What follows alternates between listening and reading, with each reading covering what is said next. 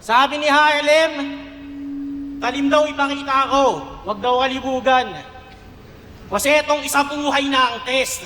Itong dayo makakatikim ngayon ng talas na parang bolo ni Andres. Nung nalaman kong ikaw kalaban, tinanong ko na kaagad kung kailan ba ang next. Kasi alam kong mabilis ko lang tatapusin to na parang first time ko sa sex game. Hindi masasalag ng bonnet mga papamukha ko sa'yo, iho, at walang silbi ang pagpapalit ng pangalan, wala akong sinisino. Ano nga bang bala kong patayin? Yung sayad nga ba na bandido? O yung gawa-gawang persona ba ang dapat makastigo? Bala ko nga ba tong tanggalan ng maska? Kaya nga ba ako nandito? Ikaw mismo maglalabas kay sayad, hindi ako kaya ni Carlito. Bukas! Hindi, di pa. Di ka maihiga dyan ng isang piraso.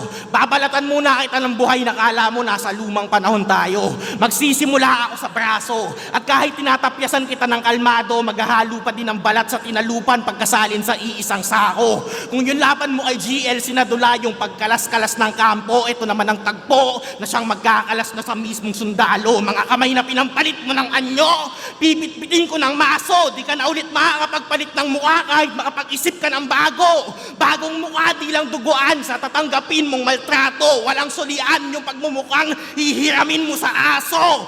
Bukas, higa, pero di ko yan isasarado. Putang ina mo, Ice Rocks, pagmasdan mo yung ginawa ko. Yes, di umulan.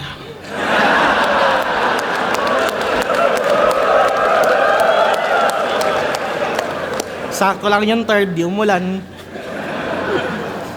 Para sa mga bagong fan, baka di nyo napanood, ganito si Ice nung laban niya kay Apex. Panoodin nyo ha, siya to.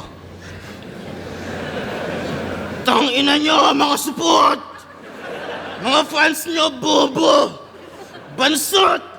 Budin! Tangina nyo mga squatter! Lahat kayo mga squatting! Kaya yung good boy image mo ngayon, hindi ko sure kung dapat naming tanggapin. Tahimik na kami dito eh. Pag nag-relapse ka, pwede mo ulit sa amin yung gawin. Tangina na ito, boss, pwede ba yun ng babangga?